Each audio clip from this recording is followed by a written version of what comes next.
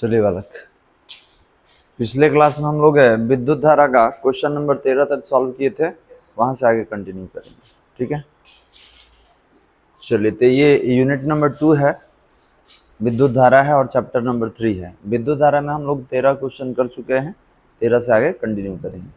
देखा जाए question number 14, धातु के एक तार को खींचकर उसकी त्रिज्या में 1% की कमी की जाती है, तो तार के प्रतिरोध में परिवर्तन होगा।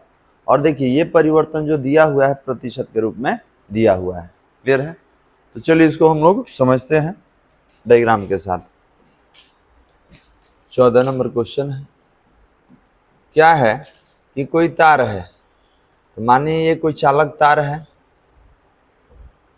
तो इसका अपना कुछ लंबाई होगा,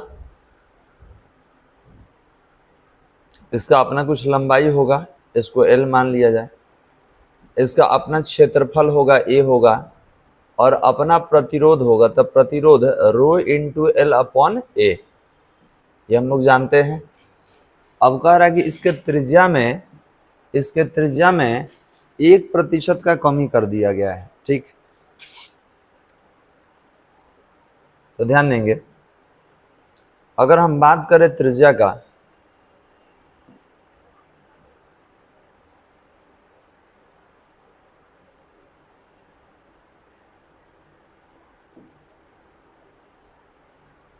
देखिए तो यहाँ पर आपका क्षेत्रफल है, तो इसको अगर आप हटाते हैं तो ये हो जाएगा रो L, और जब कोई परिवर्तन नहीं है, जब त्रिज्या में कोई वृद्धि नहीं है, तो इसका त्रिज्या हम लोग जैसे क्षेत्रफल पाई r स्क्वायर होता है, तो r रेडियस हुआ त्रिज्या।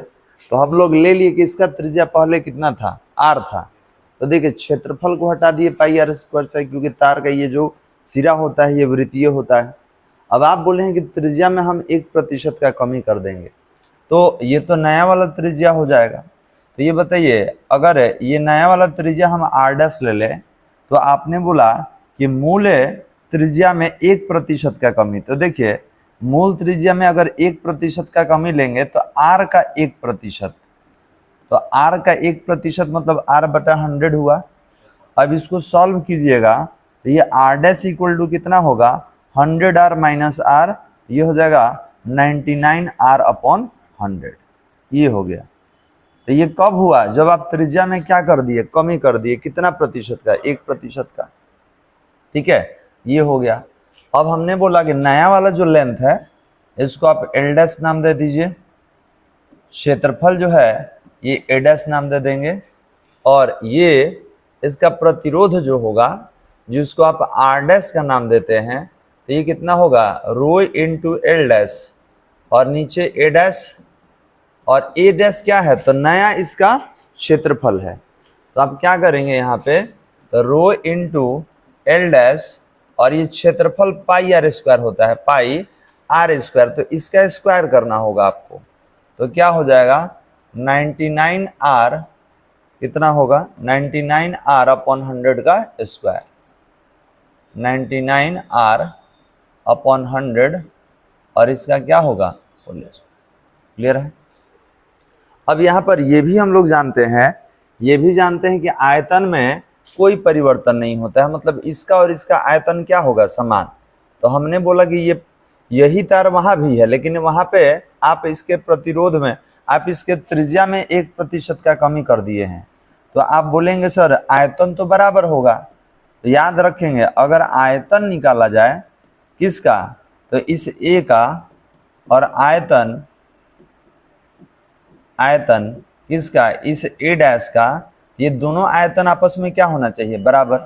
तो आयतन बराबर क्या होता है, हम इसको V दे दे रहे हैं, ये तो नाम है, हम इसको वॉल्यूम दे दे रहे हैं। तो हमने बोले इसका आयतन V होगा और उसका आयतन क्या ले लिया जाए, V'। तो आयतन होता क्या है, तो लंबाई गुने क्षेत्रफल, और इसका भी क्या होगा, तो L' इंटू A'। तो क्या लिख सकते हैं, L अपॉन L', और इधर क्या होगा, A' अपॉन A। ये दोनों आपस में बराबर है।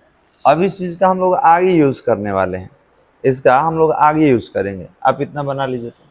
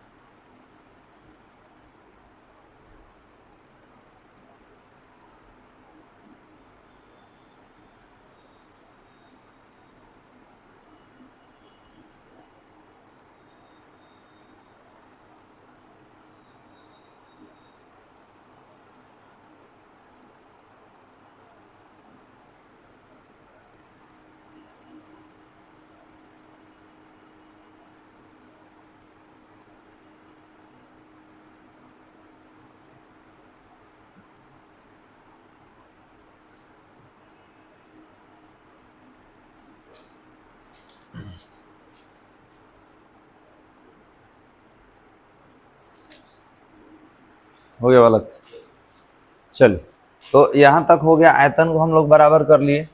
अब क्या करेंगे अगले स्टेप में, जो कल भी हमने किया था, ये हो जाएगा आर डैश अपॉन आर।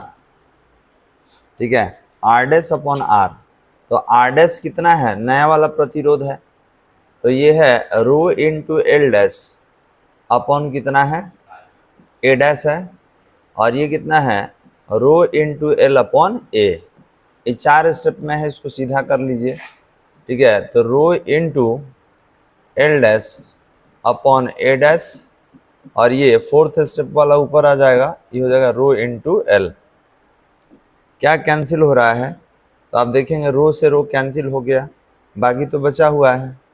ठीक है, बाकी यहाँ पे बचा हुआ है, तो कितना बचा हुआ है, R dash upon R equal to, उधर देखिए तो क्या इसको लिख सकते हैं हम लोग, एल डैश अपॉन एल और ए अपॉन ए डैश, ऐसे लिख सकते हैं हम लोग। अब पीछे देखिए, एल डैश, देखिए एल डैश का वैल्यू ए है और एल का वैल्यू ए डैश है, तो लिख दे रहे हैं। आपने बोला सर एल डैश का वैल्यू क्या था, अभी देखे हैं तो एल डैश का वैल्यू ए था और एल का वैल्यू क्या था, एल डैश। और यहाँ देखिए पहले से मेरे पास ये है, अभी जो लिखे ना ये पीछे वाला रिलेशन से लिखे, किससे लिखे, इसको समीकरण 1 भी आप दे सकते हैं। ये कह रहा है कि एल डैश का वैल्यू ए है और एल का वैल्यू ए डैश है, यही वैल्यू हम यहाँ पे इसके साथ पुट किए हैं। अब ये कितना हो गया, एल डैश अपॉन एल की जगह पर ये, और ये पहले से है तो ए अपॉन ए डैश, तो ये बताइए कितना हो गया, ए अपॉन ए डैश का होल स्क्वायर लिख सकते हैं क्या, हो जाएगा। अब यहाँ पे देखा जाए रिलेशन, ये आर डैश अपॉन आर है और ए का वैल्यू कितना है, ए एरिया है, क्षेत्रफल होता है, तो कितना है, ध्यान देंगे ए का वैल्यू कितना है बालक, तो ए का वैल्यू है pi r square, pi r square, और दूसरा का वैल्यू कितना है, तो इसका है पाई 99 आर अपॉन 100 का स्क्वायर, यही है ना, या तो दोनों का होल स्क्वायर कर दीजिए, यही है। देखिए ये नया वाला आपका रेडियस था, तो नया वाला रेडियस कितना है आपका, तो ये है आपका 99 आर अपॉन 100। तो जब क्षेत्रफल निकाले हैं तो पाई आर स्क्वायर, तो ये इतना मेरा क्षेत्रफल है, तो ये क्षेत्रफल है, और ये होल स्क्वायर बोला है, मतलब इस सब का स्क्वायर करना है। यहाँ पर देख लीजिए, ये ए का वैल्यू ये है, ए डैश का वैल्यू ये है, और होल स्क्वायर हमने कर दिया।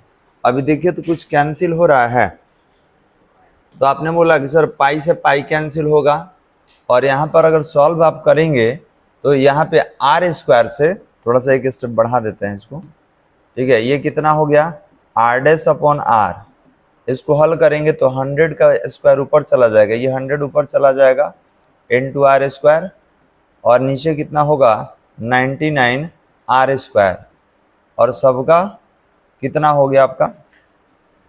अच्छा एक चीज़ और, यहाँ भी एक स्क्वायर है बालक, यहाँ भी एक स्क्वायर है और यहाँ भी है, तो ध्यान देंगे ये क्या होगा, ये 100 का स्क्वायर हो जाएगा, ये 100 का स्क्वायर होगा और ये 99 का स्क्वायर होगा। देखिए इन दोनों पर भी स्क्वायर है, तो हमने बोला कि अगर ये स्क्वायर कीजिएगा तो 100 का स्क्वायर ऊपर चला जाएगा, 99 का स्क्वायर, कुछ कैंसिल हो रहा है क्या, ये कैंसिल होगा आर स्क्वायर से आर स्क्वायर।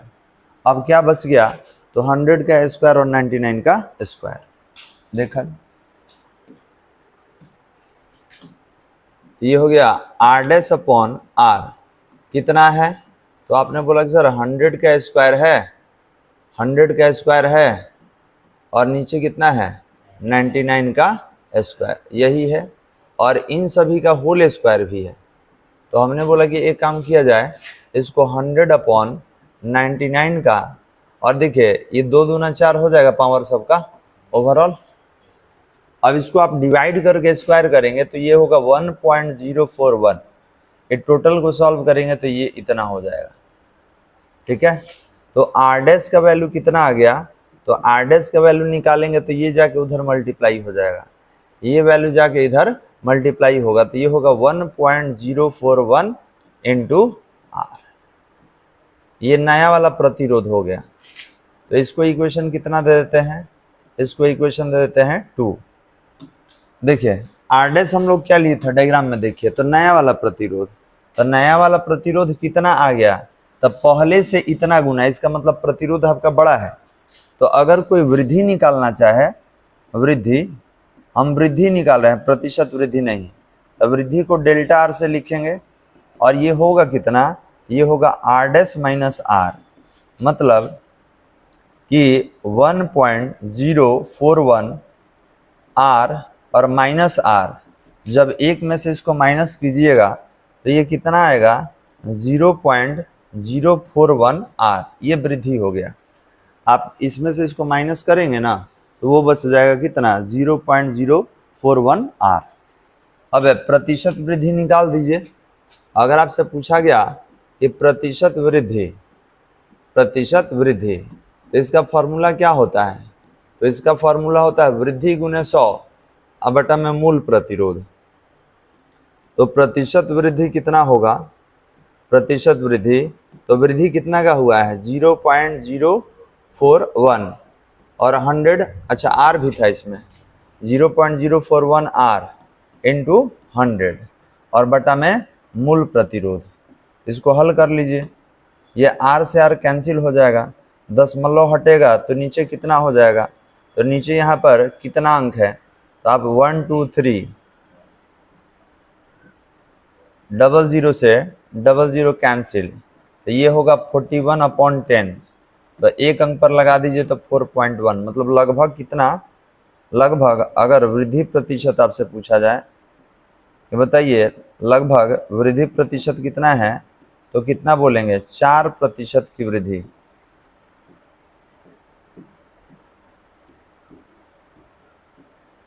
कितना वृद्धि हो गया, प्रतिशत वृद्धि कितना है 4, ठीक है, प्रतिशत वृद्धि 4 है, या अगर यहाँ से वृद्धि हटा दिया जाए तो वृद्धि 4% की वृद्धि हुआ है, ठीक है। अब देखिए तो ऑप्शन में है कहीं 4% की वृद्धि, नीचे भी है कमी है, ऊपर वृद्धि है।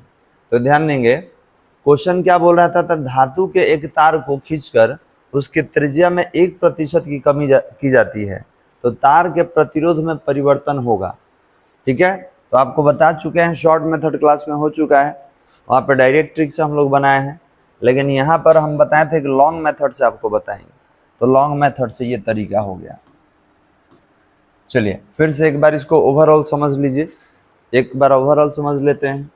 कोई चालक तार था एल लंबाई का जिसका क्षेत्रफल ए था और प्रतिरोध आर, तो आर बराबर होता है रो इंटू एल अपॉन ए। तो इस तार का क्षेत्रफल हम ले लिए पाई आर स्क्वायर, मतलब इसका त्रिज्या हमारे पास आर है। जब त्रिज्या में 1% का कमी हुआ तो देखिए ये हो गया मूल त्रिज्या और माइनस मूल त्रिज्या का 1% में कमी, तो इसको अगर हल करेंगे तो ये हो जाएगा ना 99 आर अपॉन 100।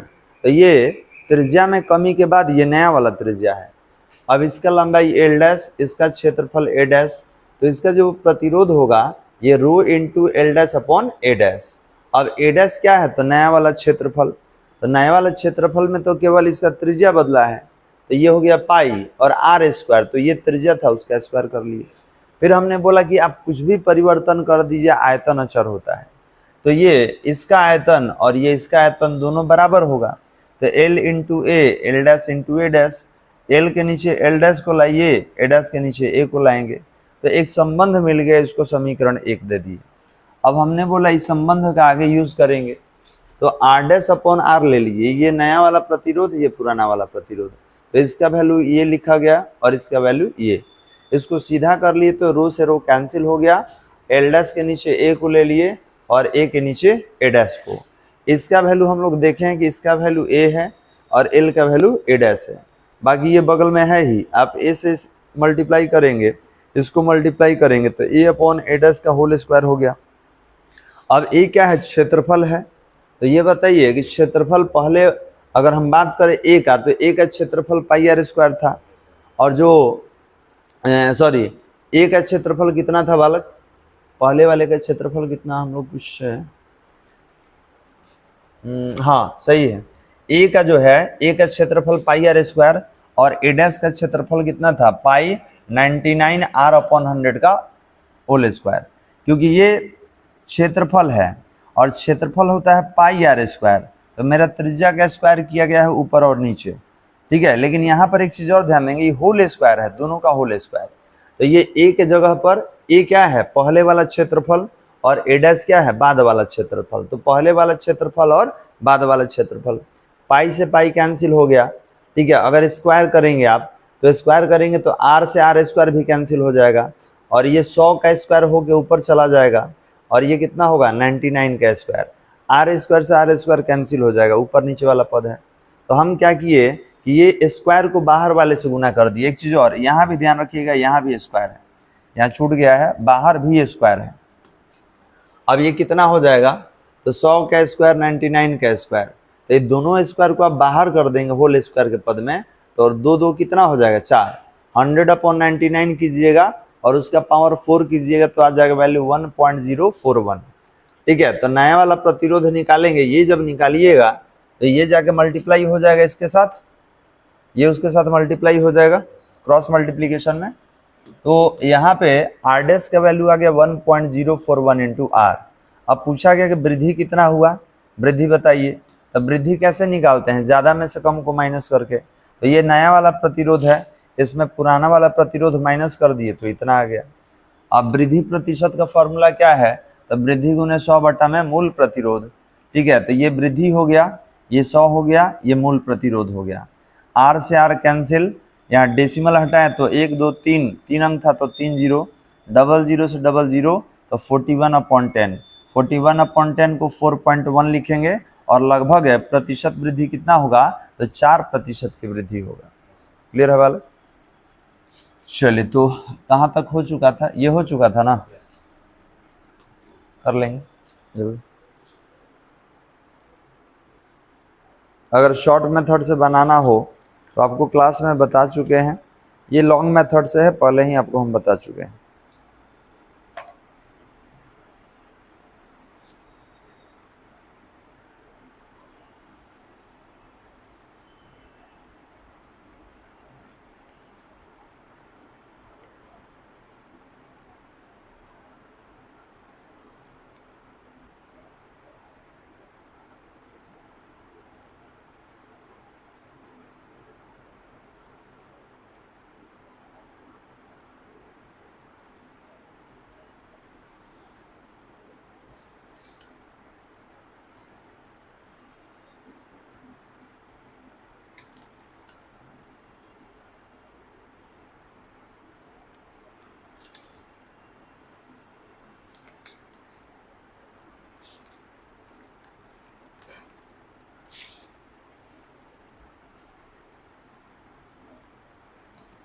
हो गया बालक, चेंज कर दे सिलेक्ट।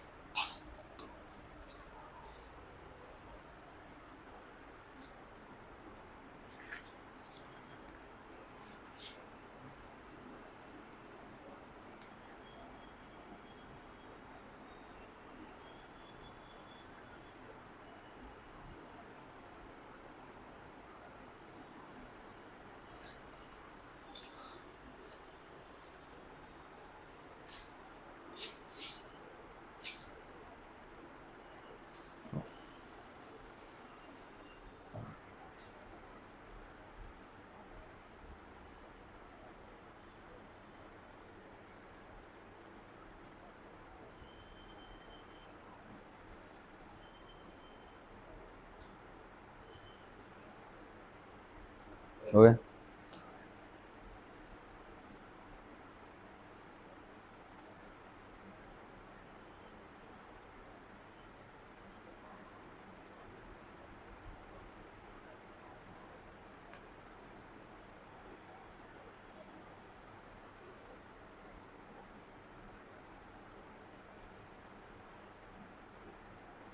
हो गया बालक।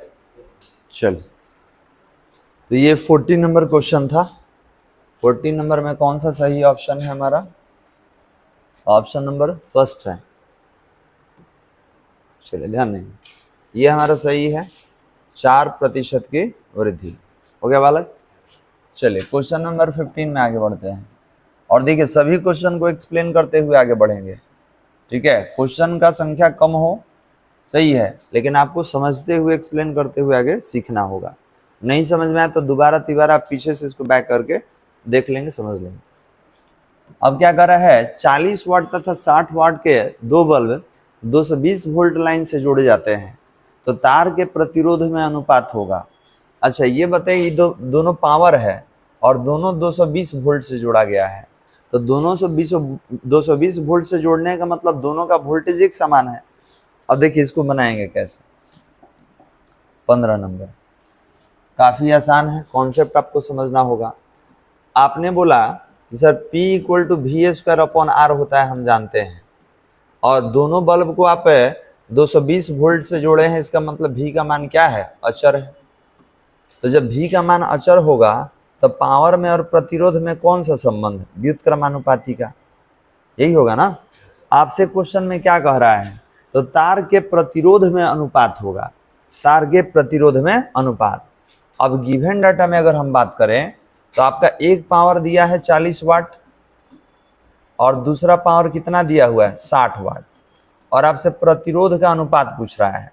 तो क्या प्रॉब्लम है, प्रतिरोध है R1/R2 कीजिएगा, तो आपने बोला सर प्रतिरोध में और क्षमता में उल्टा संबंध होता है, तो R व्युत्क्रमानुपाती 1/P भी तो हो सकता है। देखिए तो जब P व्युत्क्रमानुपाती 1/R, तो R को ऊपर लाइएगा तो 1/P, इसका मतलब कि R1 के सामने P2 होगा और R2 के सामने क्या होगा, P1। तो यहाँ लिखिए P2 का वैल्यू 60 है और इसका वैल्यू 40 है, तो 20 से कटाइए, 20 × 60 और 20 दूनी 40, तो 3/2 प्रतिरोध हो गया। अनुपात में लीजिएगा तो 3:2। देख लीजिए कहाँ पर, किस ऑप्शन में है, तो 3:2 किसमें है जी बालक, तो 4 नंबर में है, ये 4 नंबर सही आंसर है। क्लियर है। चलिए इसको देख लेते हैं कैसे सॉल्व हुआ है। नहीं समझ में आएगा फिर से पूछ लीजिएगा।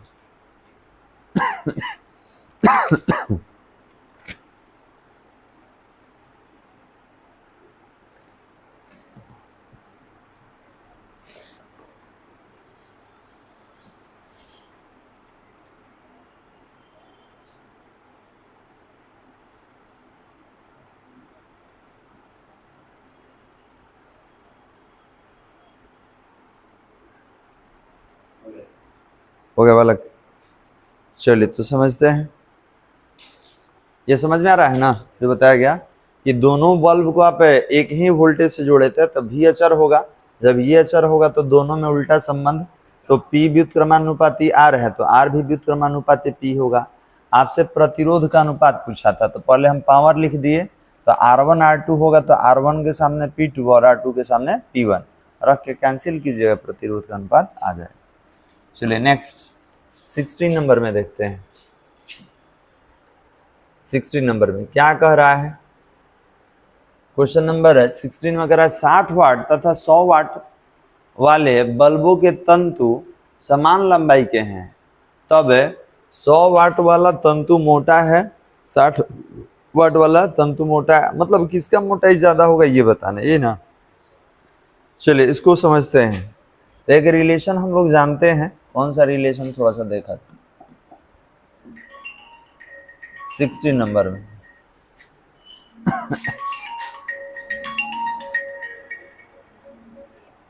हाँ हेलो हेलो,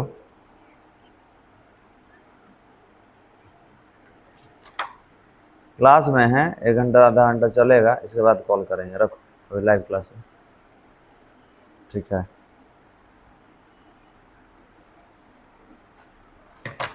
चलिए बालक 16 नंबर क्वेश्चन में क्या था, तो 16 नंबर में तार का मोटाई देखना था। तो ये बताइए कि अभी तो हम लोग पढ़े हैं कि P इक्वल टू कितना, V²/R, यही था ना बालक। क्या बताना है, पावर दिया हुआ है, हमसे क्या कह रहा है, हमसे तंतु का मोटाई पूछ रहा है कि किसका मोटाई कितना होगा, मतलब ज़्यादा होगा बताइए, ठीक है। तो यहाँ P और V में तो हमको उल्टा रिलेशन दिख रहा है। अच्छा R के साथ अगर प्रतिरोध के साथ संबंध निकालिएगा तो प्रतिरोध के साथ हमारा क्या संबंध था, तो R इक्वल टू कितना था, रो इंटू एल अपॉन ए, ये था ना बालक, प्रतिरोध के साथ ये संबंध था। इसका मतलब कि जिसका प्रतिरोध है ज्यादा होगा वो क्षेत्रफल से प्रभावित होगा, यहाँ उल्टा संबंध है। चलिए हम इसका यूज कर लेते हैं, इसको हटाइए, अभी बाद में लेंगे। तो आपने बोला कि सर ये संबंध तो अभी पीछे हम लोग देखे ही हैं, तो निकाल लेते हैं। अगर R1 अपॉन R2 निकालना होगा तो ये क्या हो जाएगा, P2 अपॉन P1 हो जाएगा। तो बताइए कितना कितना था, पावर कितना है, 60 और 100 है। तो आपने बोला दूसरा वाला 100 था और पहला वाला 60, ठीक है। तो 2 से कैंसिल कीजिए, या 20 से करेंगे तो 20 × 5 100 होगा और 20 × 3 60। अब बताइए कि R1 जो है, R1 R2, तो आपने बोला कि सर R1 का मान 3 है और R2 का मान क्या है, R1 का मान 5 है और R2 का मान 3 है। क्लियर है बालक। अब यहाँ देख सकते हैं कि R1 का ये अनुपात है, ये R2 का है। तो हमको ये बताइए कि प्रतिरोध इक्वल टू क्या होता है, rho into L upon A होता है, जो अभी लिखे थे पीछे। तो प्रतिरोध में और क्षेत्रफल में कौन सा संबंध, व्युत्क्रमानुपाती का। तो आपने बोला अगर आपसे कहा जाए कि R1 R2 में कौन बड़ा है, देख के बताइए तो R1 R2 में कौन बड़ा है, तो आप बोलेंगे R1 बड़ा है R2 छोटा है, ठीक है। तो जब R1 बड़ा है R2 छोटा है तो क्षेत्रफल तो उल्टा संबंध होता है। क्षेत्रफल में देखिए ना, प्रतिरोध में क्षेत्रफल में उल्टा संबंध है। तो जब R1 ज्यादा है R2 कम है तो क्षेत्रफल में उल्टा संबंध होगा। तो क्या होगा, A2 ज्यादा होगा A1 कम होगा, ठीक है। तो अब बताइए A1 जो है पहला बल्ब के लिए ले रहे हैं और A2 दूसरा बल्ब के लिए ले रहे हैं। तो ये 60 वाट है और ये 100 वाट है। तो बताइए अगर A2 का क्षेत्रफल ज्यादा होगा, इसका मतलब A2 मोटा होगा। क्षेत्रफल क्या होता है, पाई आर स्क्वायर, ठीक है। तो आप बोलेंगे कि सर इसका मतलब 100 वाट का जो तंतु होगा ना, जिसको फिलामेंट कहते हैं, वो मोटा होगा। बात समझ में आ रहा है, फिर से एक बार बता दें, ठीक। क्वेश्चन देखिए पहले, क्वेश्चन में कह रहा है कि दो बल्ब है, एक 60 वाट का एक 100 वाट का। तो कह रहा है कि दोनों तंतु 100 वाट वाले बल्बों के तंतु समान लंबाई के हैं। मतलब अगर एक 60 वाट का बल्ब है एक 100 वाट का, तो दोनों का तंतु का लंबाई समान है। मोटाई के बारे में पूछ रहा है कि किसका मोटाई ज्यादा होगा। तो मोटाई ज्यादा होने के लिए क्षेत्रफल ज्यादा होना चाहिए, मोटाई ज्यादा होने के लिए क्षेत्रफल ज्यादा। तो जो दिया है उससे अगर निकालिएगा, तो आपने बोला कि सर शक्ति और प्रतिरोध में तो ये संबंध है। तो यहाँ अगर वोल्टेज को अचर कर दिया जाए तो P और R में व्युत्क्रमानुपाती का संबंध। तो अगर प्रतिरोध निकालेंगे पहला दूसरा का, तो R1 R2 कितना आ गया, तो R1 के सामने P2 और R2 के सामने P1, क्योंकि उल्टा संबंध होता है। तो ये दूसरा बल्ब का शक्ति 100 था, पहला का 60, तो 20 × 60 20 × 5 100। तो R1 का अनुपात 5 है और R2 का अनुपात 3। तो अगर आपसे संबंध पूछे, अगर संबंध पूछे कि ये R1 और R2 में कौन ज्यादा, तो आप बोल दिए कि R1 ज्यादा। अब देखिए यहाँ पे R equal to rho into L upon A होता है।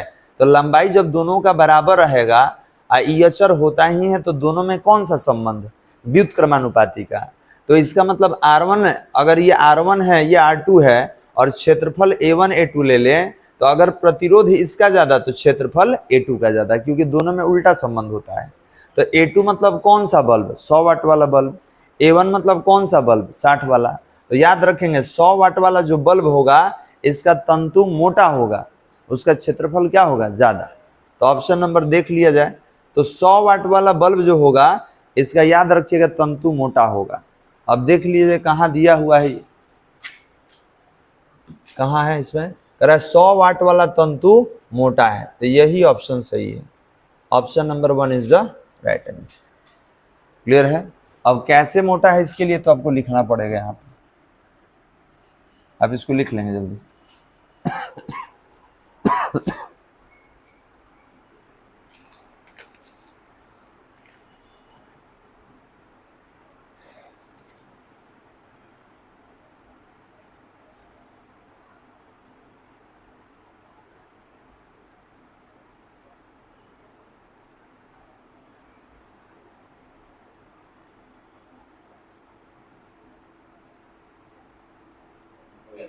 हो गया। चलिए नेक्स्ट, उसको भी लिख लीजिए।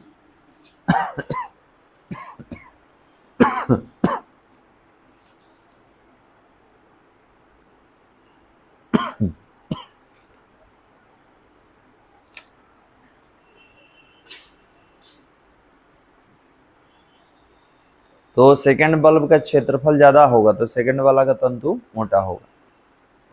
हो गया। चलो 17 नंबर। 17 नंबर में क्या है, कह रहा है कि 200 वाट के एक टेलीविजन को 4 घंटे तक प्रयुक्त किया जाता है, विद्युत की कितनी इकाई व्यय होगी। ये तो काफी इजी है।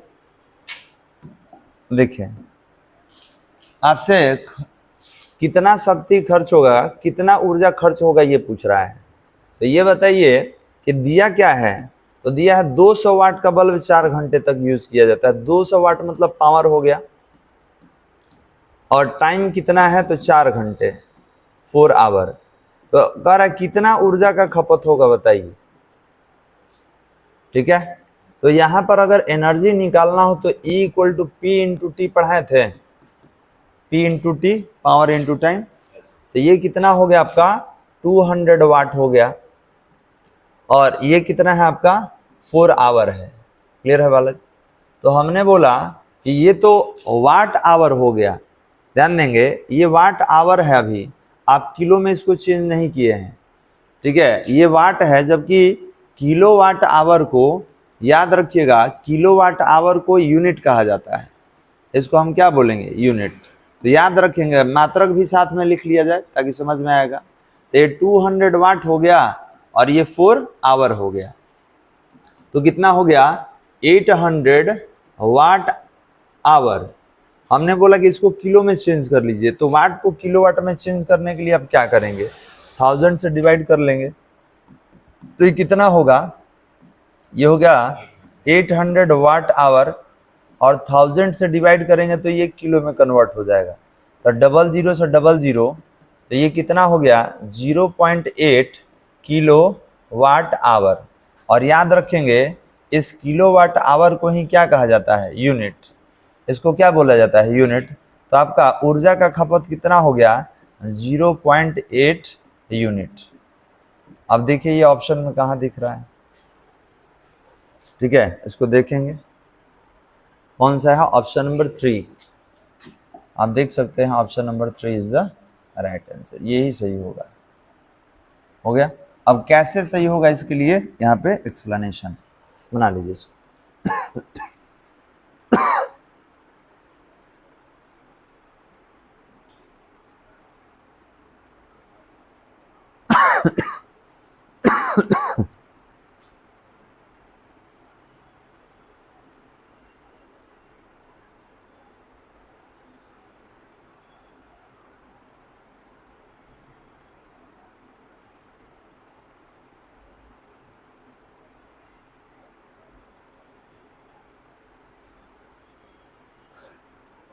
हो गया। चलिए नेक्स्ट 80 नंबर। 80 नंबर क्या कर रहा है कि निम्नलिखित में कौन सा प्रतिरोध R को व्यक्त करता है। तो सिंपल है, आपको पढ़ाया गया है R equal to rho into L upon A. अब देख लीजिए कहाँ ये है, ये आपका ऑप्शन नंबर फर्स्ट ही दिख रहा है। ऑप्शन नंबर फर्स्ट है रो इंटू एल अपॉन ए, ऑप्शन नंबर 1 हो गया। चलिए आगे बढ़ाएं। ये फॉर्मूला है, इसमें कुछ है नहीं, ये ऑलरेडी हम लोग यूज तो करते ही आ रहे हैं, अभी बहुत बार यूज किए हैं। चलिए 19 नंबर कह रहा है निम्नलिखित में से कौन सा विशिष्ट प्रतिरोध। देखिए विशिष्ट प्रतिरोध का एक और नाम है प्रतिरोधकता, जिसका मात्रक ओम मीटर होता है। तो ये कितना हो जाएगा, तो अगर हम बात करें प्रतिरोधकता को तो rho equal to E upon जे भी होता है, rho equal to E upon जे। तो option number 2 is the right answer. हो गया। चलिए नेक्स्ट 20। करा है कि विशिष्ट प्रतिरोध कैसा ही मात्रक, विशिष्ट प्रतिरोध को ही प्रतिरोधकता कहा जाता है। तो इसका होता है ओम मीटर, ओम मीटर। तो देख लीजिए इसमें कहाँ है ओम मीटर, तो ये फोर्थ वाला ऑप्शन ही है आपका, फोर्थ वाला ऑप्शन देखिए यहाँ लिखा हुआ है, तो ओम मीटर यही होता है। और विशिष्ट प्रतिरोध को प्रतिरोधकता कहा जाता है। यहाँ तक कोई दिक्कत बालक? चलिए 21 नंबर क्वेश्चन करा, मैग्नीन का विशिष्ट प्रतिरोध। मैग्नीन किसको कहा जाता है बताइए? कॉपर, निकेल, मैग्नीज तीनों मिला के मैग्नीन बनता है। तो मैग्नीन का विशिष्ट प्रतिरोध है 50 × 10⁻⁸ ओम मीटर है, ओम मीटर है। देख लीजिए यहाँ पे मिल गया। करा 50 सेंटीमीटर भुजा वाले मैग्नीन के घन का प्रतिरोध होगा। तो जो दिया है उसको हम लोग एक एक करके लिखते हैं। 21 नंबर में देखिएगा कह रहा है कि विशिष्ट प्रतिरोध कितना है। तो मैग्नीन का विशिष्ट प्रतिरोध है 50 × 10⁻⁸ ओम मीटर, ये हो गया।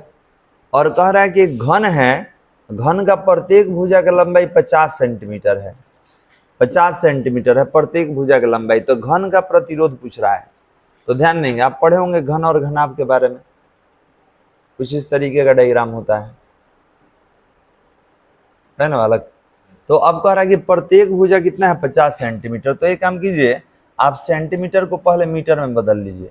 तो 100 से भाग देंगे तो ये मीटर हो गया। अब प्रतिरोध निकालना है। तो प्रतिरोध होता क्या है? ये होता है rho into L upon A, ये होता है। तो हमने बोला कि रो इंटू एल, और ध्यान देंगे अगर क्षेत्रफल निकालिएगा तो इसका भी भुजा स्क्वायर, क्योंकि सारा भुजा ये जो साइड वाला होगा सारा इक्वल होगा। तो इसको तोड़ ना दीजिए, क्षेत्रफल को तोड़ दीजिए। तो कितना होगा एल इंटू एल। तो एक एल से एक एल कैंसिल हो गया, तो कितना बचा आपका? तो ये हो गया रो, और क्षेत्रफल को हमें तोड़ दिए थे एल इंटू एल में, जो कि एक कैंसिल है तो एक बचा हुआ है। अब इसको रख लीजिए, कितना है? तो ये है 50 × 10⁻⁻8, और नीचे कितना है 50 × 10⁻−2। तो 50 से 50 कैंसिल हो जाएगा। इसके बाद इसको अगर कैंसिल कराते हैं तो ऊपर कितना बचेगा 10⁻−6। और बताइए प्रतिरोध का मात्रा क्या होता है? ओम। 10⁻−6 ओम है इसमें कहीं? ये है फर्स्ट ही ये फर्स्ट वाला ही है 10⁻−6 ओम। हो गया बालक? चलिए इसको आप देख लीजिए कैसे सॉल्व हुआ है, इसको लिख लेंगे।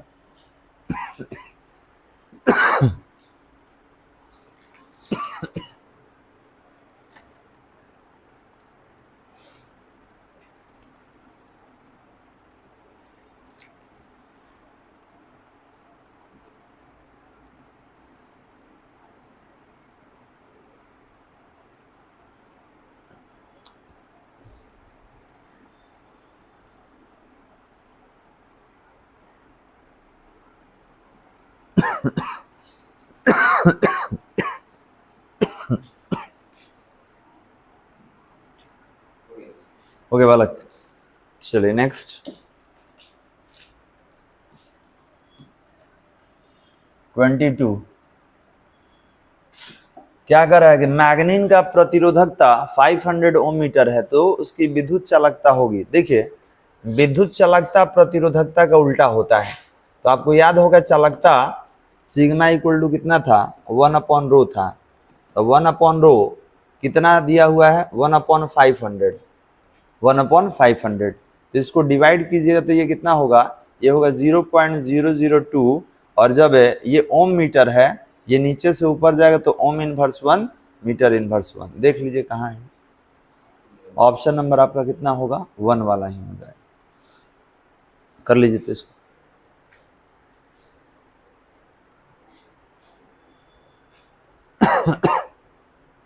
हो गया?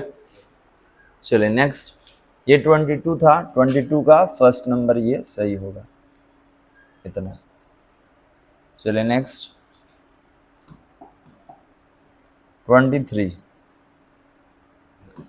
करा कि जब बैटरी से जुड़ा कोई तार प्रवाहित धारा के कारण गर्म हो जाता है तो निम्नलिखित में से कौन सी राशि नहीं बदलती है? तो याद रखेंगे टेम्परेचर से अनुगमन वेग भी बदलता है, प्रतिरोधकता भी बदलता है, प्रतिरोध भी बदलता है। क्या नहीं बदलता है? तो मुक्त इलेक्ट्रॉनों की संख्या। ठीक है, तो इसके लिए अगर हम बात करें, कितना नंबर है ये? 22, 23 है, 23 है। तो 23 में याद रखेंगे तापमान बढ़ने से हमारा अनुगमन वेग भी बदल जाता है। ठीक है, तापमान बढ़ने से हमारा प्रतिरोधकता भी बदल जाएगा। तापमान बढ़ने से और कौन था? प्रतिरोध था ना, ये भी बदल जाता है। लेकिन याद रखेंगे कि number of electron does not change, number of electron does not change. ठीक है, तो number of electrons does not change. तो कौन सा इलेक्ट्रॉन? तो मुक्त इलेक्ट्रॉन। ठीक है, तो मुक्त इलेक्ट्रॉन कौन है इसमें? Option number 4। क्या नहीं बदलता है? तो मुक्त इलेक्ट्रॉनों का संख्या नहीं बदलता है। तो सही ऑप्शन कौन होगा? 4 हो गया बालक। अब क्यों होगा तो ये आपको बता चुके हैं। ठीक है, कि तापमान बदलने से ये सब बदल जाएगा, लेकिन ये नहीं बदलता है। चलिए नेक्स्ट। नेक्स्ट क्या है? विशिष्ट चालकता का मात्रक है, तो उल्टा होगा, प्रतिरोधकता का उल्टा होता है। कौन सा होगा? ओम इनवर्स 1 मीटर इनवर्स 1, ये होगा आपका। हाँ, ये होगा। क्या होता है? ओम इनवर्स 1, ठीक है, मीटर इनवर्स 1, ये होता है। कोई दिक्कत? अब आइए 25 नंबर में क्या कह रहा है कि समांतर क्रम में जुड़े 10 ओम के 2 प्रतिरोधों का समतुल्य। तो अच्छा ये बताइए, समांतर क्रम के लिए डायरेक्ट सूत्र था हमारे पास R1 into R2 upon R1 plus R2। तो ये 2 प्रतिरोध है और दोनों कितना का है? तो 10 ओम का है। तो इसको 10 गुने 10 लिख दीजिए और ये क्या होगा? 10 प्लस 10 हो जाएगा, तो ये 100 हो गया और नीचे 20 हो गया, तो कितना हो जाएगा? 5 ओम हो जाएगा। तो option number 4 is the right answer.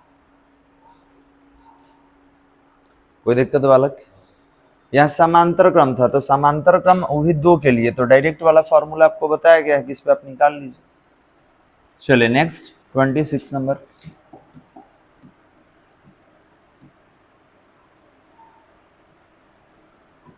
कह कि एन समान प्रतिरोध, पहले देखिए यहाँ पे ये गलत है, श्रेणी होगा।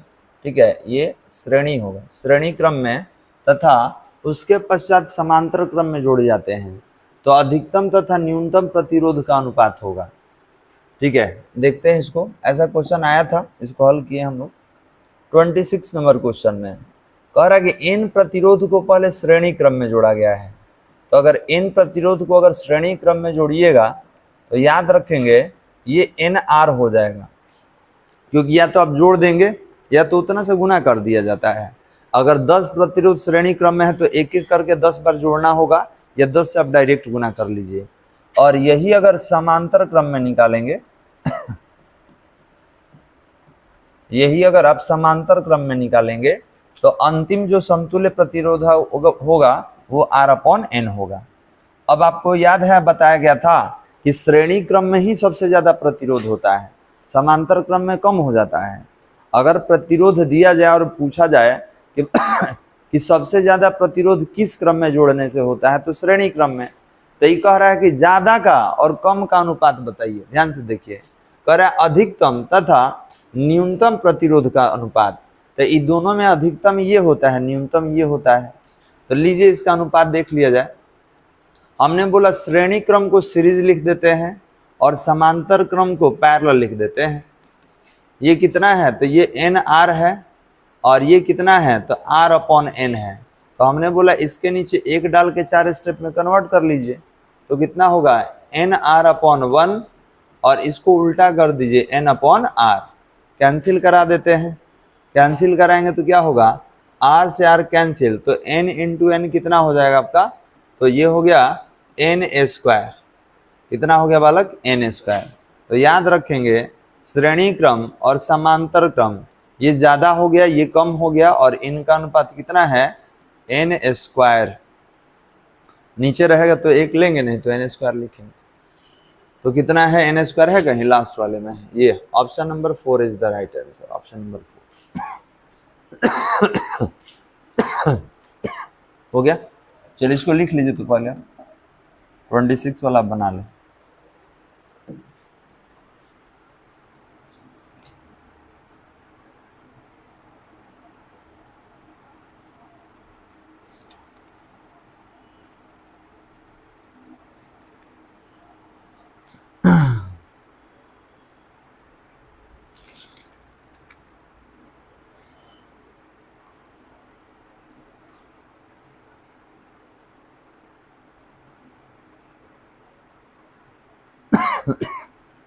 हो गया। चलिए 27 नंबर लेते हैं। क्या कह रहा है, एक बैटरी जिसका विद्युत वाहक बल 5 वोल्ट, तो देखिए विद्युत वाहक बल 5 वोल्ट का है तथा आंतरिक प्रतिरोध है 2 ओम है, एक बाहरी प्रतिरोध से जुड़ी है। यदि परिपथ में 0.4 एम्पियर का विद्युत धारा प्राप्त होता है तो सेल का टर्मिनल वोल्टता मतलब आपको भी निकालना है, ठीक है, भी निकालना है। तो चलिए इसको हल करते हैं। ये 27 नंबर है। 27 में अगर देखेंगे, पहले डायग्राम बना लेते हैं। एक बैटरी बोला था, बैटरी के जस्ट बगल में आंतरिक प्रतिरोध होता है, इसमें करंट जाएगा और एक बाह्य प्रतिरोध से जोड़ा गया है, ठीक है। तो ये कितना हो गया, ये आपका प्लस माइनस हो गया, ये विद्युत वाहक बल हो गया 5 वोल्ट, आंतरिक प्रतिरोध कितना दिया है 2 ओम, और इसमें करंट जो आ रहा है ये 0.4 एम्पियर का आ रहा है, और ये आप नहीं जानते हैं तो बिना इसका तो वोल्टता निकलेगा नहीं, पहले आपको ये निकालना पड़ेगा। टर्मिनल वोल्टता पूछ रहा है आपसे, क्या पूछा, गिवन डाटा में क्या दिया है, तो गिवन डाटा में देखिए विद्युत वाहक बल हो गया 5 वोल्ट का, आंतरिक प्रतिरोध 2 ओम हो गया, करंट आपका 0.4 एम्पियर हो गया। तो आपको पहले ये प्रतिरोध निकालना होगा, तब जाके आप टर्मिनल वोल्टता को निकालेंगे। ये आपका सर्किट हो गया। तो बताइए आपको परिपथ समीकरण पढ़ाया गया है, परिपथ समीकरण, तो आप बोलेंगे परिपथ समीकरण से, तो परिपथ समीकरण से क्या वाला, तो ये होता है I इक्वल टू, ठीक है, I इक्वल टू एप्टा अपॉन R प्लस R, याद है, ठीक है, तब क्रॉस मल्टीप्लीकेशन हम लोग करते हैं, ठीक है। तो अब यहाँ पर R प्लस R होगा तो ये एप्टा अपॉन आई हो जाएगा, और जब R निकालिएगा तो एप्टा अपॉन आई माइनस R होगा, ये फॉर्मूला। तो आप इसे निकाल लीजिए प्रतिरोध का मान। तो R इक्वल टू कितना है, ये 5 वोल्ट है, करंट कितना है तो 0.4 एम्पियर और -2, दशमलव हटेगा तो ऊपर 50 हो जाएगा, नीचे 4 हो जाएगा, -2 हल कीजिए तो ये 4 दूना 8 होगा, तो 50 माइनस 8 अवटा में 4, तो 50 में से 8 माइनस कीजिएगा तो क्या होगा 42 होगा, और ये 4 कैंसिल करा दीजिए तो 21 ऊपर और नीचे 2, और इतना क्या हो गया ओम हो गया। अब टर्मिनल वोल्टता निकालिए क्योंकि प्रतिरोध आ चुका है। तो अगर टर्मिनल वोल्टता पूछा जाए कि टर्मिनल वोल्टता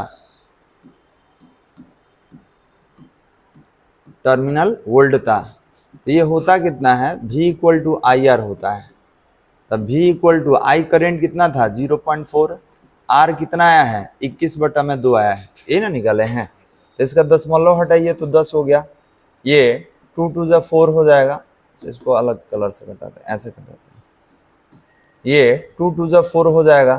तो आप मल्टीप्लाई कर लीजिए, कितना हो गया 42 हो गया अपॉन 10 हो गया, तो आप 4.2 वोल्ट बोल सकते हैं, 4.2 वोल्ट। देखिए तो हाँ लास्ट, तो ये आपका option number 4 is the right answer, ठीक है, कितना 4.2 वोल्ट। अब कैसे, तो कैसे के लिए आपको यहाँ पे आंसर देखना होगा, लिखिए तो पहले ये गिवन डाटा में लिखेंगे।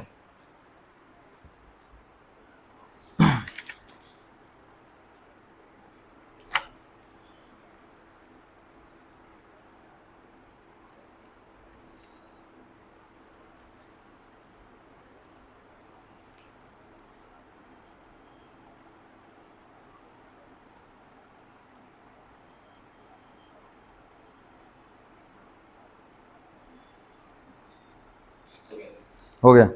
चल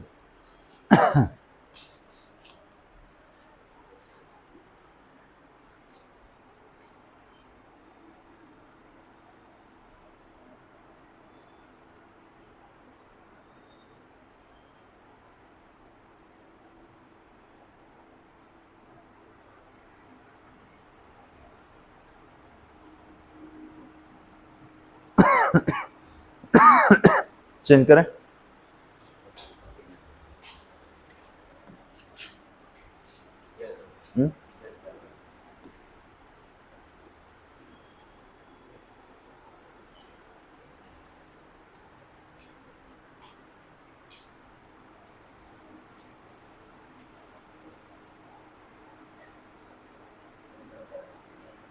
चेंज कर दे। अब टर्मिनल वोल्टता निकाल लीजिए। V equal to I R होता है, इसको सॉल्व कर लीजिए। आर ऑलरेडी निकाल चुके हैं हम लोग।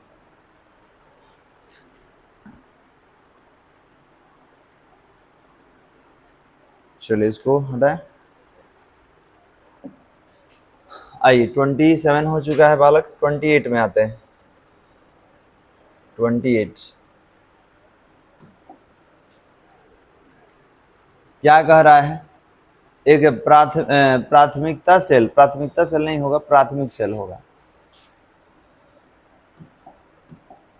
ठीक है, एक प्राथमिक सेल का विद्युत वाहक बल 2.4 वोल्ट है। इस सेल को जब लघुपतित कर देते हैं तो 4 एम्पियर का विद्युत धारा प्राप्त होता है। तो सेल का आंतरिक प्रतिरोध, लघुपतित का मतलब होता है कि बाह्य प्रतिरोध को जीरो कर देना। देखिए एक वर्ड आया है लघुपतित, तो ये लघुपतित क्या होता है? जब बाह्य प्रतिरोध को आप जीरो कर देंगे, तो जब ये जीरो हो जाएगा तो एप्टा इक्वल टू आई आर हो जाएगा। ठीक है, चलिए इसको सॉल्व कर लेते हैं। 28 आपसे सेल का आंतरिक प्रतिरोध पूछ रहा है, तो ध्यान देंगे लघुपतित के लिए इसके लिए R का वैल्यू क्या होगा? 0। तो जब R का वैल्यू 0 होगा तब विद्युत वाहक बल क्या होगा? IR हो जाएगा। तो जब R निकालिएगा तो एप्टा अपॉन क्या होगा? I। देखिए क्या क्या दिया हुआ है। तब ये 2.4 दिया है और ये क्या दिया है? 4 एम्पियर दिया है। तो आपका ये 2.4 वोल्ट है और ये कितना है? 4। इसको सॉल्व कर लीजिए तो 24/40 हो जाएगा क्या? या ऐसे भी डायरेक्ट डिवाइड कर लीजिए। कितना? 0.6 होगा ना, 0.6 है। और प्रतिरोध कितना होता है? प्रतिरोध का क्या होता है? ओम होता है। ये डायरेक्ट हम लोग लिखते हैं 0.6 ओम है इसमें। हाँ, ये option number 4 is the right answer. ये तो याद रखेंगे, अगर लघुपतित देगा तो आपको बाह्य प्रतिरोध क्या करना होगा? जीरो करना होगा। इससे क्या होता है? सर्किट में मैक्सिमम करंट रहता है। बना लीजिए इसको।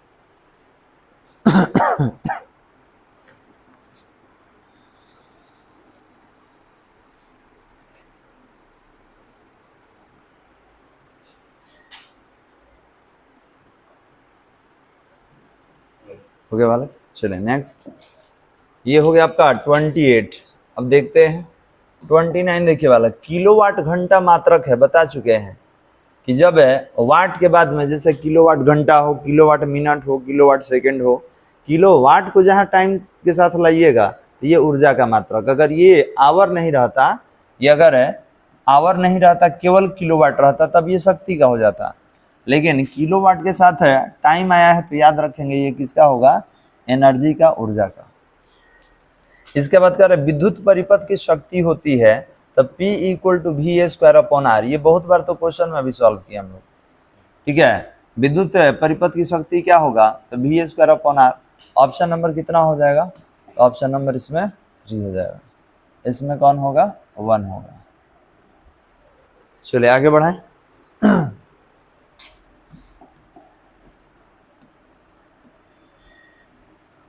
इसके बाद ये भी थ्योरी में हो चुका है, ये ताप बढ़ने के साथ अर्धचालक का प्रतिरोध क्या होगा? तो अर्धचालक का प्रतिरोध घट जाता है। ताप के बढ़ने से अर्धचालक का प्रतिरोध घट जाएगा। क्लियर है बालक? इसके बाद है यदि किसी चालक का ताप बढ़ाया जाए तो इसकी चालकता क्या होगा? रैखिक रूप से बढ़ती है। ठीक है, रैखिक रूप से बढ़ती है मतलब इसका जब ग्राफ देखिएगा ना तो इस तरीके से बनेगा, मतलब ओम्स लॉ को ये फॉलो करता है, तो बढ़ेगा लेकिन किस रूप में बढ़ेगा, तो याद रखेंगे रैखिक रूप से बढ़ता है। ये डायग्राम आपको ओम के नियम का सीमा में बताया गया था, लिमिटेशंस ऑफ ओम्स लॉ, ये दोनों में कोई दिक्कत। चलिए नेक्स्ट 33 है बालक, 33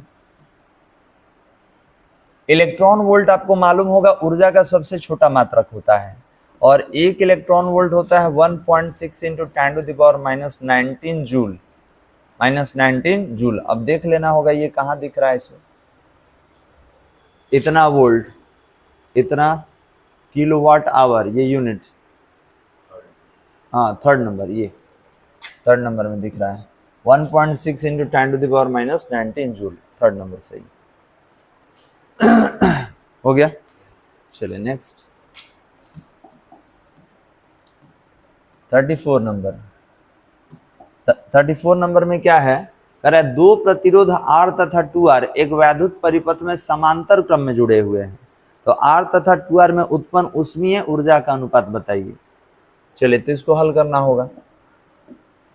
ये बताइए ऊष्मीय ऊर्जा का सूत्र क्या होता है, 29 है ना, नहीं 34 है। बताइए ऊष्मीय ऊर्जा का फॉर्मूला क्या होता है, तो H इक्वल टू V²/R×T, ये ना होता है, आपको बताया है। अब समांतर क्रम में जब जोड़िएगा तो याद रखेंगे कि समांतर क्रम में वोल्टेज क्या होता है, अचर होता है, वोल्टेज सेम होता है, वोल्टेज का मान क्या होगा, अचर। तो जब ये अचर हो गया और समान समय के लिए है तो ऊष्मीय ऊर्जा में प्रतिरोध में कौन सा संबंध, व्युत्क्रमानुपाती। हमसे क्वेश्चन में क्या पूछ रहा है कि R तथा 2R में उत्पन्न ऊष्मीय ऊर्जा का अनुपात होगा, ठीक है। तो ये R है वो R2 है, ये पहला प्रतिरोध वो दूसरा प्रतिरोध, तो हम लोग नाम दे देते हैं। हम लोग नाम कैसे देंगे, तो हम देंगे ध्यान देंगे, दो प्रतिरोध है, तो अगर हमसे पूछा क्या है, क्या निकालना है, तो उत्पन्न ऊष्मीय ऊर्जा का अनुपात। तो देखिए उत्पन्न ऊष्मीय ऊर्जा को हम कैसे लिखेंगे, तो हम लिखेंगे H1/H2, ये उत्पन्न ऊष्मीय ऊर्जा हो गया। अब बताइए दोनों में उल्टा संबंध है, तो अगर R लिखना होगा तो क्या हम R2 लिख सकते हैं और यहाँ पर R1। अब बताइए गिवन डाटा में अगर देखिएगा तो R1 का वैल्यू R बताया गया है और R2 का वैल्यू कितना बताया गया है, 2R। आप देख सकते हैं क्वेश्चन में मेंशन है, पहले R है बाद में क्या है 2R, तो आप रख दीजिए R1 का वैल्यू R, R2 का वैल्यू 2R। तो यहाँ पर क्या करेंगे, इसको 2R रखते हैं, नीचे R रखते हैं, R से R कैंसिल हो जाएगा, ऊपर 2 नीचे 1, तो अनुपात कितना का आ गया, 2:1। बात समझ में आ रहा है। तो ये कौन सा ऑप्शन होगा, 2:1, option number 2 is the right answer. ये क्लियर है। अब कैसे है इसके लिए आप थोड़ा सा इसको देख लें।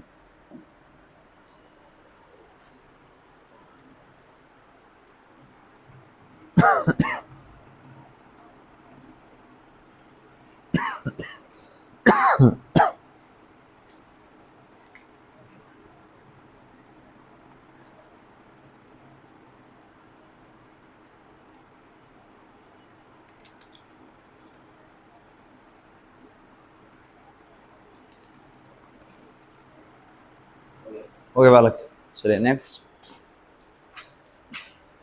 35। क्या कर रहे 35 में, निम्न में अदिश राशि है, तो आपका धारा क्या है, अदिश राशि है, ये सदिश है वो भी सदिश है। धारा घनत्व का ऐसा ही मात्रक करेंट डेंसिटी J = I/A होता है ना, तो करेंट का एम्पियर होगा और इसका क्या होगा, मीटर स्क्वायर। तो खोज लीजिए एम्पियर प्रति मीटर स्क्वायर, ऑप्शन नंबर 2, ठीक है। धारा घनत्व को J से लिखा जाता है। चलिए नेक्स्ट 37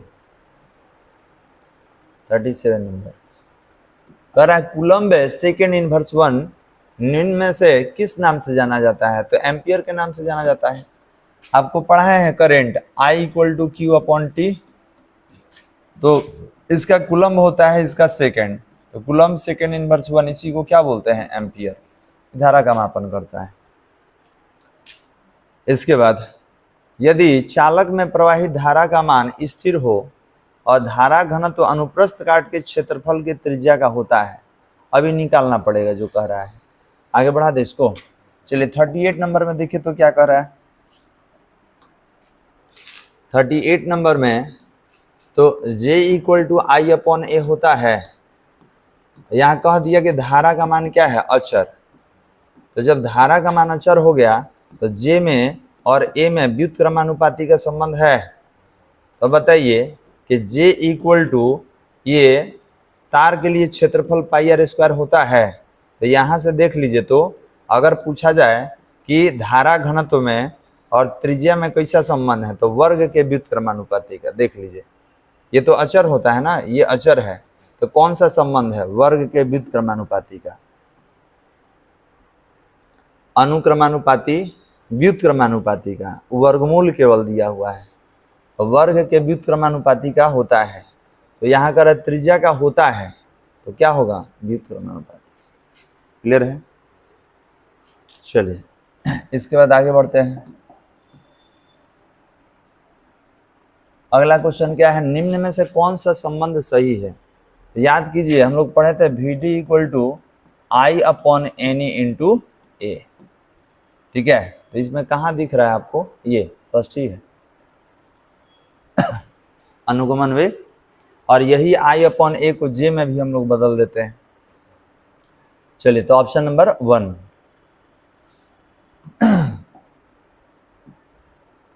अगला है कि अनुगमन वेग का कोटि होता है, कितना होगा, 10 के पावर -6 मीटर प्रति सेकेंड। ठीक है, काफी कम होता है, 10⁻⁻6 मीटर पर सेकेंड। हो गया बालक। चलिए नेक्स्ट, कह रहा है गतिशीलता का ऐसा ही मात्रक होता है, मोबिलिटी का ऐसा ही मात्रक होगा। तो मोबिलिटी का ऐसा ही मात्रक क्या होगा, तो मीटर² वोल्ट इनवर्स 1 सेकेंड इनवर्स 1। कहाँ इसमें दिख रहा है, चलिए निकाल दे क्या इसको निकाल भी सकते हैं आप। μ = E/VD था। ठीक है, E/VD है। तो हमने बोला कि E का क्या होता है, न्यूटन, इसका होता है न्यूटन पर कूलम, और इसका होता है मीटर पर सेकेंड। थोड़ा सा हम अलग स्लाइड ही ले लेते हैं निकालने के लिए, नहीं 41 नंबर को अलग ले रहे हैं। गतिशीलता के लिए है, मोबिलिटी जो होता है ये होता है E/VD। तो E का न्यूटन पर कूलम और इसका क्या होगा, मीटर पर सेकेंड। हो गया बालक। अब ये कितना होगा, तो न्यूटन पर कूलम को तोड़ दिया जाए। इसमें न्यूटन के टर्म में नहीं ना है कोई,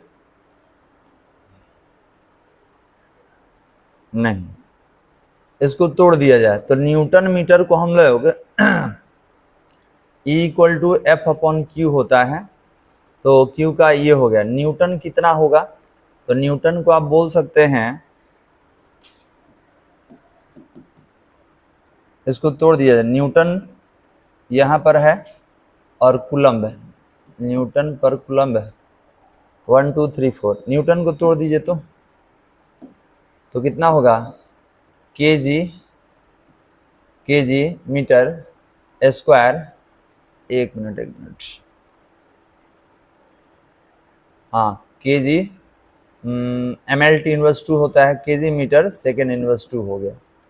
और कूलम्ब के लिए हम लोग क्या लेते हैं, कूलम्ब के लिए 80 होता है, तो क्या एम्पियर हो गया, या आप कूलम्ब के लिए इसको चेंज करना पड़ेगा बालक, 21 टर्म में दिया हुआ है, थोड़ा सा देख लें।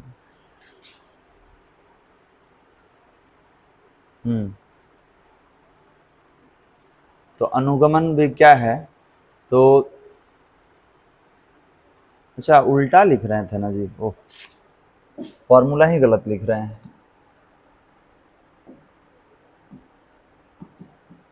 VD/E कहाँ गड़बड़ हो रहा है, देखिए इधर। तो इसका मीटर पर सेकेंड होता है और इसका क्या होगा, न्यूटन पर कूलम। अब सही हो गया, फॉर्मूला ही गलत लिखे थे। चलिए आप क्या करेंगे, थोड़ा चेंज करेंगे। चेंज क्या करेंगे इसमें मीटर से मल्टीप्लाई और मीटर से डिवाइड, इससे कोई अंतर नहीं आएगा। लेकिन इसको याद रखिएगा, न्यूटन और मीटर को वोल्ट कहा जाता है। तो अगले स्टेप में चेंज हो जाएगा। अगले स्टेप में कितना होगा, तो मीटर पर सेकेंड और न्यूटन मीटर जूल हो गया एंड न्यूटन मीटर वोल्ट हो गया। कितना हो जाएगा, न्यूटन मीटर को नाबालक न्यूटन मीटर को जूल कहते हैं। और नीचे कितना हो गया, कूलम इनटू मीटर, और जूल पर कूलम को वोल्ट कहते हैं। अब देखिए ये हम इसको घेरते जा रहे हैं, तो जूल पर कूलम को क्या बोलेंगे, वोल्ट। अब सही हो गया। तो कितना होगा, मीटर पर सेकेंड और वोल्ट पर मीटर। अच्छा, आप जो बदल रहे हैं ना, आप यहाँ लिख भी लीजिएगा कि न्यूटन मीटर को हम लोग क्या बोलते हैं, जूल बोलते हैं, और एक क्या था, जूल पर कूलम को आप क्या बोलेंगे, वोल्ट बोलेंगे। लिख दिए, मान लीजिए जो नहीं जानते होंगे।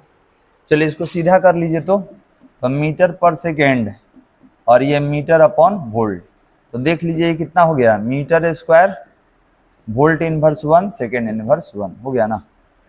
ये था ऑप्शन नंबर फर्स्ट ही था सर। तो ये देखिए फर्स्ट वाला है, option number first is the right answer, ये होगा बालक। अब कैसे होगा, थोड़ा सा इसको जानकारी के लिए हम लोग लिखे हैं, लिख लीजिए। तो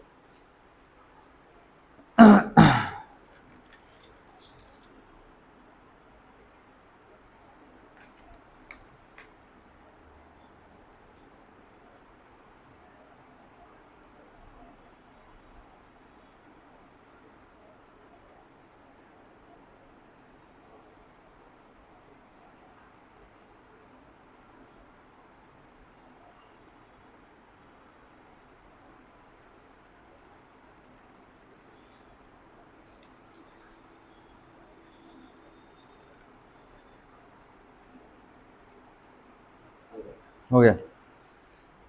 चल 42 नंबर, ये 41 था, 42 नंबर, धारा घनत्व का विमीय सूत्र। धारा घनत्व अभी तो निकाले थे हम लोग, J equal to I upon A होता है।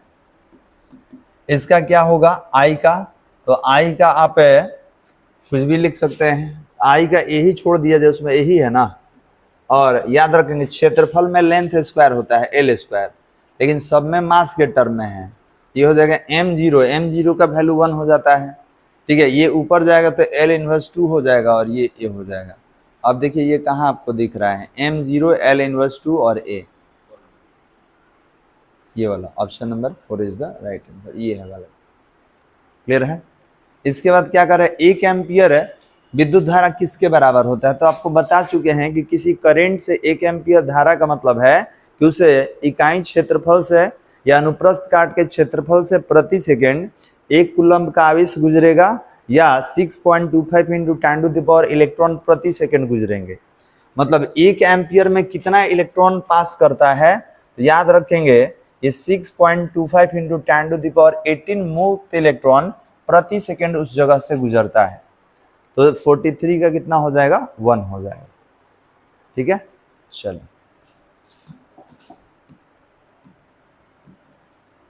प्रतिरोध का विमीय सूत्र ये पढ़ चुके हैं, ml स्क्वायर टी इनवर्स 3। ये देखिए यहाँ पे माइनस नहीं होगा, ml square T inverse 3 a inverse 2 याद है। ये प्रतिरोध का विमीय सूत्र हो गया।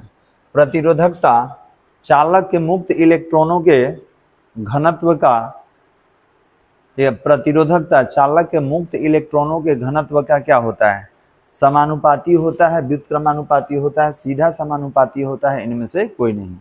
तो ये बताइए कि प्रतिरोधकता को लिखते कैसे हैं। अगर हम बात करें प्रतिरोधकता को रो से लिखा जाता है, ठीक है, रो से लिखते हैं हम लोग, ये प्रतिरोधकता होता है। तो प्रतिरोधकता का मुक्त इलेक्ट्रॉनों के साथ अगर संबंध निकालिएगा तो संबंध हम लोग क्या निकाले हैं, व्युत्क्रमानुपाती। तो ये क्या होगा, व्युत्क्रमानुपाती। अब प्रतिरोध के साथ लीजिएगा तो कितना होगा, तो R into A upon l, क्योंकि R equal to rho into L upon A होता है। तो जब ये निकालिएगा तो ये मल्टीप्लाई में आएगा और ये डिवीजन में। ठीक है, अब इसको मुक्त इलेक्ट्रॉन के पद में तोड़ेंगे तो संबंध कौन सा आएगा, व्युत्क्रमानुपाती वाला। चलिए और है 46 नंबर। 46 नंबर क्या है, तो चालक के अंदर इलेक्ट्रॉनों की गति होती है समरूप, त्वरित, अपसरित, अवमंदित। हाँ, ये होगा ड्रिफ्टिंग होगा बालक, ये होगा। अनुगमन वेग पढ़े थे हम लोग, अनुगमन वेग को ही अपसरित कहा जाता है, ड्रिफ्टिंग कहा जाता है, ये होगा। ठीक है, जैसे ही फील्ड हटाइएगा तो रैंडम मोशन करता है, इलेक्ट्रिक फील्ड रहेगा तो सही मोशन करेगा। इसी को आप अनुगमन वेग बोल सकते हैं। चलिए अब कुछ क्वेश्चन है, ये हो गया है नहीं। ओम मीटर मात्रक है, अभी तो पढ़ रहे हैं। ओम मीटर किसका मात्रक है? प्रतिरोधकता का। चलिए, ताप बढ़ने पर प्रतिरोधकता का मान क्या होता है? अब देखिए, ताप बढ़ने पर प्रतिरोधकता, तो देखिए प्रतिरोधकता एक फैक्टर पर डिपेंड नहीं करता है, प्रतिरोधकता बहुत सारे फैक्टर पर डिपेंड करता है। जैसे आप देखे होंगे तो हम लोग अलग अलग जगह लिखे हैं इसके बारे में। ठीक है, जैसे आप देखे होंगे कि अनुप्रस्थ काट के क्षेत्रफल पे भी निर्भर करता है। एक मिनट, हाँ हेलो हेलो, रुको 5 मिनट में कॉल कर रहे हैं, क्लास में हैं। चलो ध्यान देंगे, जनरली ताप बढ़ने पर ध्यान देंगे प्रतिरोध और प्रतिरोधकता एक जैसा है, तो अलग अलग केस में अलग अलग है। अगर चालक के साथ लीजिएगा तो तापमान बढ़ने से प्रतिरोध बढ़ेगा, तब प्रतिरोध बढ़ेगा तो प्रतिरोधकता भी क्या होता है? बढ़ जाता है। प्रतिरोधकता क्या है? प्रतिरोध उत्पन्न करने का क्षमता होता है। ठीक है, तो याद रखेंगे, अब यहाँ पर मेंशन नहीं है किसके साथ, क्योंकि हर केस में अलग अलग होता है, घटता भी है, बढ़ता भी है। हाँ, अपरिवर्तित रहता है, ऐसा नहीं हो सकता, अपरिवर्तित नहीं रहता है, इनमें से कोई नहीं। तो जनरली ताप बढ़ने पर प्रतिरोध कम होगा तो प्रतिरोधकता भी क्या हो जाएगा? कम हो जाएगा। ठीक है, यही वाला लेते हैं। चलिए, और है, ठीक है, ताप बढ़ने से जनरली सबका प्रतिरोध कम होता है। तो जब चालक तो आपका अपवाद वाला हो गया, ठीक है, लेकिन जनरली टेम्परेचर के बढ़ने से किसी भी पिंड का प्रतिरोध है, किसी भी धातु का प्रतिरोध कम होगा, तो प्रतिरोध कम होने का मतलब प्रतिरोधकता भी क्या होगा? कम होगा। और है 50 तक कर लेते हैं इसको। सीमेन मात्रक है, तो सीमेन किसको बोलते हैं? ओम इनवर्स 1 को बोलते हैं। ठीक है, इसी को सीमेन कहा जाता है। तो ये किसका मात्रक है, याद है? बताइए आप ही। चालकता का तो नहीं है, क्योंकि चालकता का ओम इनवर्स 1 मीटर इनवर्स 1 होगा, तो कौन होगा? वैद्युत चालकत्व, इलेक्ट्रिक कंडक्टेंस। चलिए, और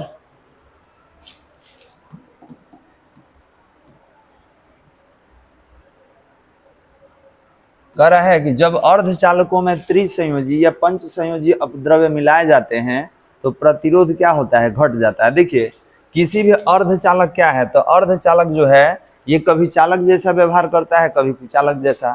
ये 0 केल्विन पर कुचालक है और रूम के टेम्परेचर पर चालक है। लेकिन आप इसमें कोई चीज मिला देते हैं, वो त्रिसंयोजी हो या पंच संयोजी, तो इसका चालकता बढ़ जाता है। तो चालकता बढ़ने का मतलब प्रतिरोध क्या हो गया? घट गया। अगर किसी का चालकता बढ़ जाए, इसका मतलब प्रतिरोध क्या हो चुका है? घट चुका है। क्लियर है बालक? तो बस हम यहीं पे रोकेंगे, बाकी अगले क्लास में किया जाए। बस।